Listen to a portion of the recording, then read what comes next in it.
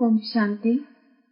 24/11/23 की वाणी है। मीठे बच्चे, तुम्हारी सच्ची बात का तीर तब लगेगा जब दिल में सच्चाई सफाई होगी। तुम्हें सत्य बाप का संग मिला है, इसलिए सच्चे बनो। प्रश्न, तुम सब स्टूडेंट हो, तुम्हें किस बात का ख्याल रखना जरूरी है? उत्तर, कभी भी कोई गलती हो तो सच बोलना है। सच बोलने से ही उन्नति होगी। तुम्हें अपनी सेवा दूसरों से नहीं लेनी है। अगर यहाँ सेवा लेंगे तो वहाँ करनी पड़ेगी। तुम स्टूडेंट अच्छी तरह से पढ़कर दूसरों को पढ़ाओ तो बाप भी खुश होगा। बाप प्यार का सागर है। उनका प्यार ही यह है जो तुम बच्चों को पढ़ाकर ऊंच मर्तबा दिलाते हैं। गीत, किसने यह सब खेल रचाया? ओम शांति। आजकल समाचार आते हैं कि हम गीता जयंती मना रहे हैं। अब गीता को जन्म किसने दिया है, यह है टॉपिक। जयंती कहते हैं तो जरूर जन्म भी हुआ ना। उनको जब कहते हैं श्रीमद् भगवत गीता जयंती तो जरूर उनको जन्म देने वाला भी चाहिए ना। सब कहते हैं श्री कृष्ण भगवानुवाच, तो फिर श्री कृष्ण पहले आता, गीता पीछे हो जाती। अब गीता का रचयिता जरूर चाहिए। अगर श्री कृष्ण को कहते तो पहले श्री कृष्ण पीछे गीता आनी चाहिए, परंतु श्री कृष्ण छोटा बच्चा था, वह गीता सुना ना सके। यह सिद्ध करना होगा कि गीता को जन्म देने वाला कौन, यह है गुह्य बात। श्री कृष्ण तो माता के गर्भ से जन्म लेता है। वह तो सतयुग का प्रिंस है। उसने स्वयं प्रिंस का पद पाया है गीता द्वारा राजयोग सीखकर। अब गीता को जन्म देने वाला कौन? परम पिता परमात्मा शिव या श्री कृष्ण। श्री कृष्ण को वास्तव में त्रिलोकीनाथ, त्रिकालदर्शी भी नहीं कह सकते हैं। त्रिलोकीनाथ, त्रिकालदर्शी एक को ही कहेंगे। त्रिलोकीनाथ माना तीनों लोकों पर राज्य करते हैं। मूल, सूक्ष्म, स्थूल, इन तीनों को कहा जाता है त्रिलोकी। इनको जानने वाला त्रिलोकीनाथ, त्रिकालदर्शी परमपिता परमात्मा शिव है। यह महिमा उनकी है, न कि श्री कृष्ण की। श्री कृष्ण की महिमा है 16 कला संपूर्ण, सर्वगुण संपन्न। उनकी भेंट करते हैं चंद्रमा से। परमात्मा की भेंट चंद्रमा से नहीं करेंगे, उनका कर्तव्य ही अलग है। वह है गीता को जन्म देने वाला रचयिता। गीता के ज्ञान व राजयोग से ही देवताएं क्रिएट होते हैं। मनुष्य को देवता बनाने के लिए बाप को आकर नॉलेज देनी पड़ती है। अब यह समझाने देने वाले बड़े ही होशियार ब्रह्मा कुमार कुमारियां चाहिए।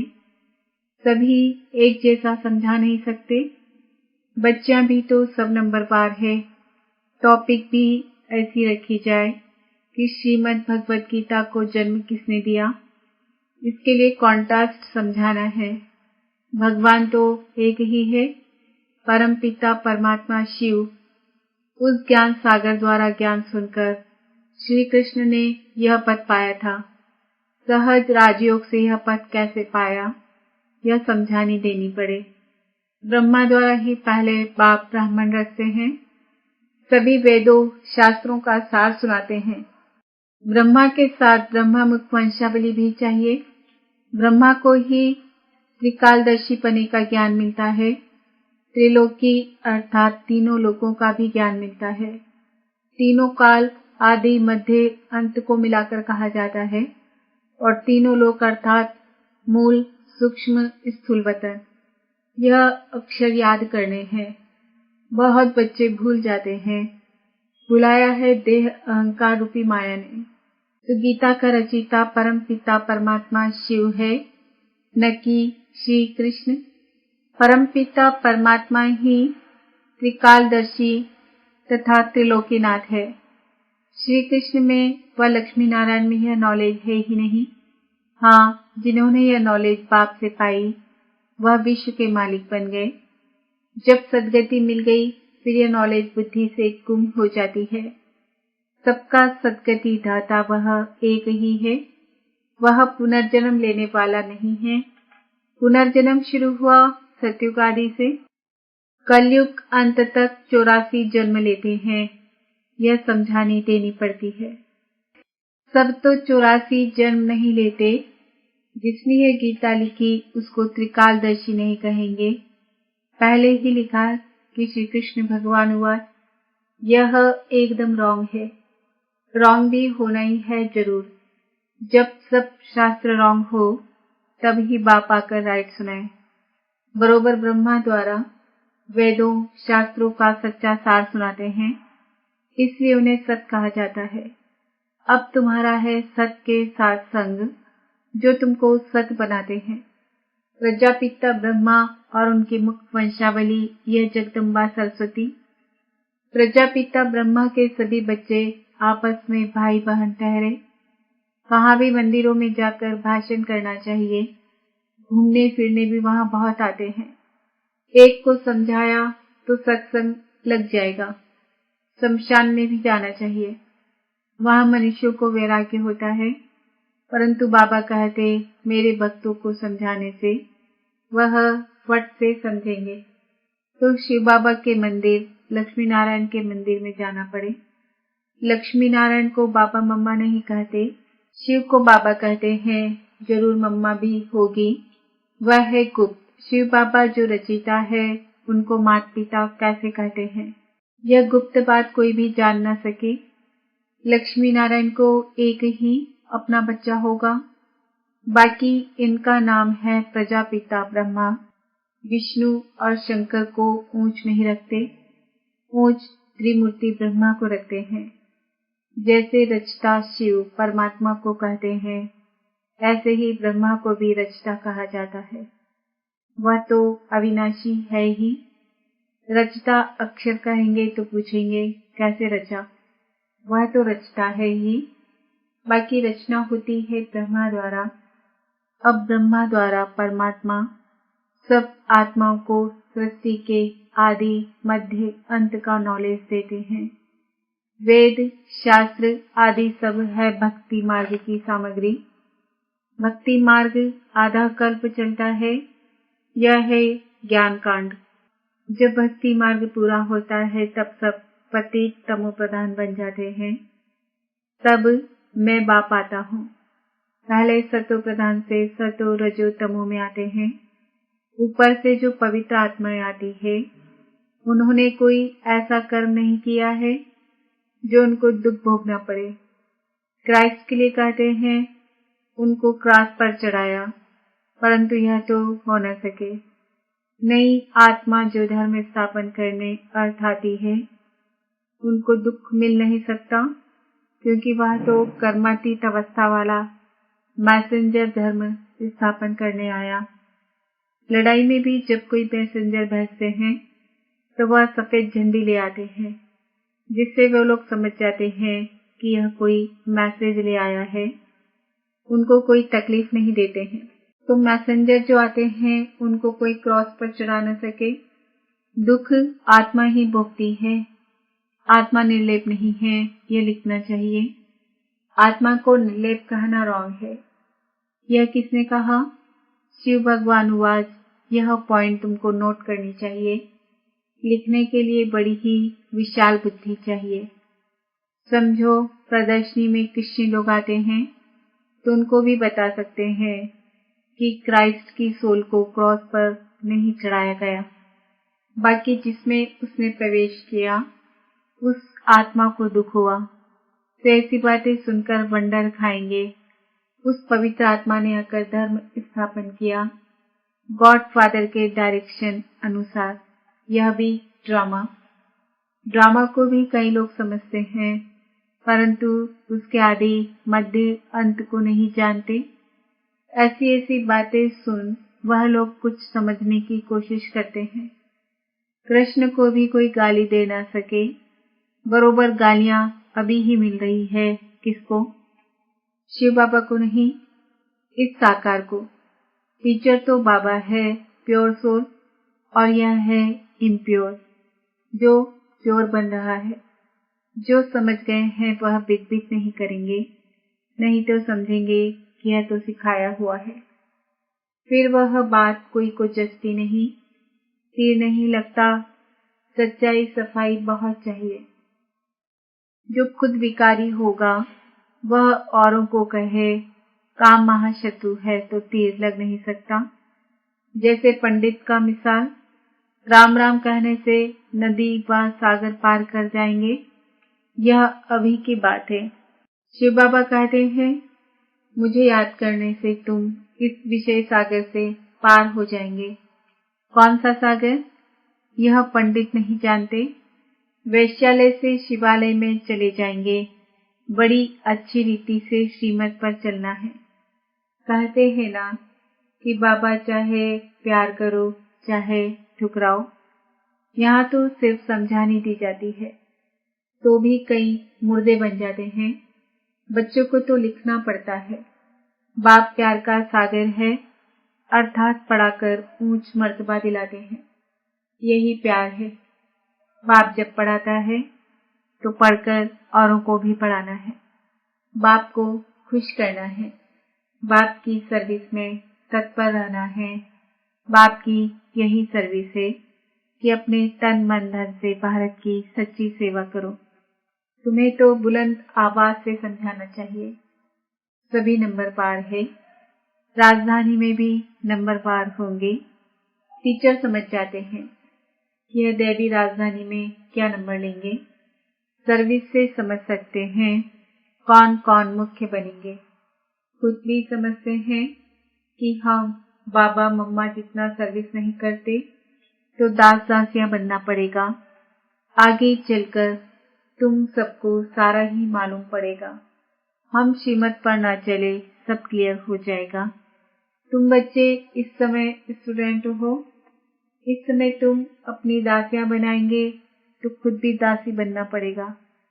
यहाँ महारानी बनना देह अभिमान है। सच कहना चाहिए कि बाबा यह भूल हुई।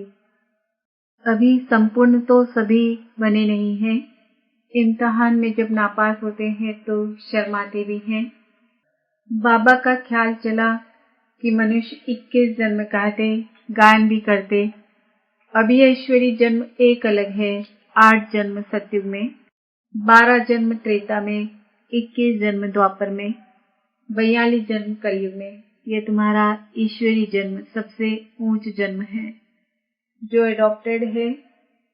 तुम ब्राह्मणों का ही यह सौभाग्यशाली जन्म है। अच्छा, मीठे मीठे सिकिल दे बच्चों प्रति माता पिता बाप दादा का याद प्यार और गुड मॉर्निंग।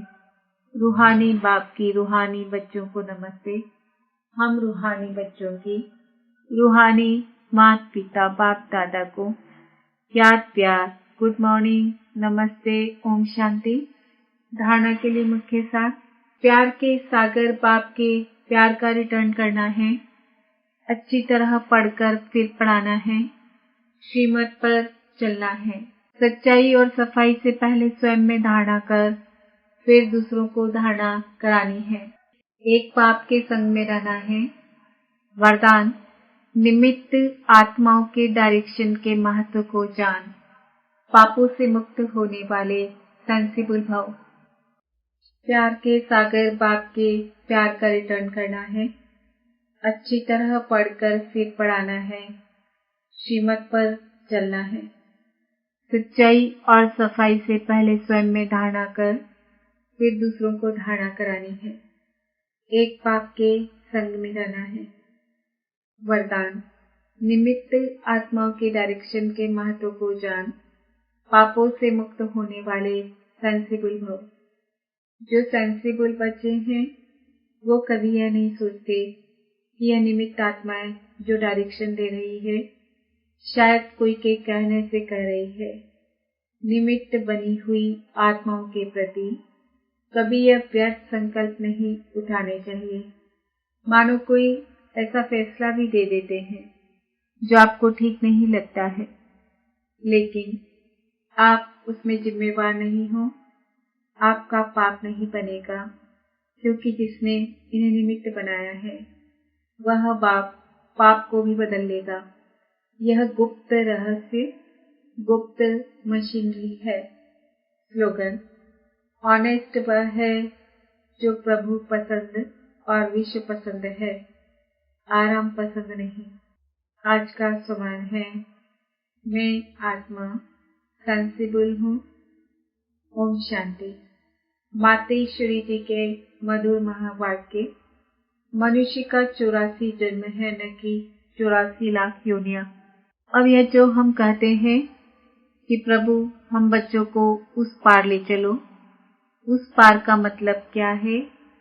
लोग समझते हैं उस पार का मतलब है जन्म मरण के चक्र में न आना, अर्थात मुक्त हो जाना। अब यह तो हुआ मनुष्यों का कहना, परंतु बाप कहते हैं, बच्चों, सचमुच जहाँ सुख शांति है, दुख अशांति से दूर है, उसको कोई दुनिया नहीं कहते। जब मनुष्य सुख चाहते हैं तो वो भी इस जीवन में होना चाहिए। अब वो तो सत्युगी वैकुंठ देवताओं की दुनिया थी, जहाँ सर्वदा सुखी जीवन थी। उसी देवताओं को अमर कहते थे। अब अमर का भी कोई अर्थ नहीं है। ऐसे तो नहीं देवताओं की आयु इतनी बड़ी थी जो कभी मरते नहीं थे। अब ये कहना उन्हों का रॉन्ग है, क्योंकि ऐसे है नहीं। उनकी आयु कोई सत्युग त्रेता तक नहीं चलती है, परंतु देवी देवताओं के जन्म सत्युग त्रेता में बहुत हुए हैं। 21 जन्म तो उन्होंने अच्छा राज्य चलाया है, और फिर 63 जन्म द्वापर से कलयुग के अंत तक। टोटल उन्हों के जन्म चढ़ती कला वाले 21 हुए और उतरती कला वाले 63 हुए। टोटल मनुष्य 84 जन्म लेते हैं। बाकी जो मनुष्य समझते हैं कि मनुष्य 84 लाख योनियां भोगते हैं, यह कहना भूल है। अगर मनुष्य अपनी योनि में सुख दुख दोनों पार्ट भोग सकते हैं, तो फिर जानवर योनि में भोगने की जरूरत ही क्या है? अब मनुष्यों के नॉलेज ही नहीं। मनुष्य तो 84 जन्म लेते हैं, बाकी सृष्टि पर जानवर, पशु, पंछी आदि टोटल 84 लाख योनियां अवश्य है। अनेक किस्म की जैसे पैदाइश है, उसमें भी मनुष्य योनि में ही अपना पाप पुण्य भोग रहे हैं, और जानवर अपनी योनियों में भोग रहे हैं। न मनुष्य जानवर की योनि लेता और न जानवर मनुष्य योनि में आता है। मनुष्य को अपनी योनि में भोगनी पड़ती है, तो दुख सुख की महसूसता आती है। ऐसे ही जानवर को भी अपनी योनि में दुख सुख भोगना है, मगर उन्होंने यह बुद्धि नहीं कि यह भोगना किस कर्म से हुई है। उन्हों की भोगना को भी मनुष्य फील करता है, क्योंकि मनुष्य है बुद्धिवान। बाकी ऐसे नहीं मनुष्य कोई 84 लाख योनियां भोगते हैं। जैसे देखो गुरु नानक साहब ने ऐसे महावाक्य उच्चारण किए हैं, अंतकाल में जो पुत्र सिमरे, ऐसी चिंता में जो मरे, सुअर की योनि में बल उतरे। परंतु इस कहने का मतलब यह नहीं है कि मनुष्य कोई सुकर की योनि लेता है, परंतु सुकर का मतलब यह है कि मनुष्यों का कार्य भी ऐसा होता है जैसे जानवरों का कार्य होता है। बाकी ऐसे नहीं कि मनुष्य कोई जानवर बनते हैं।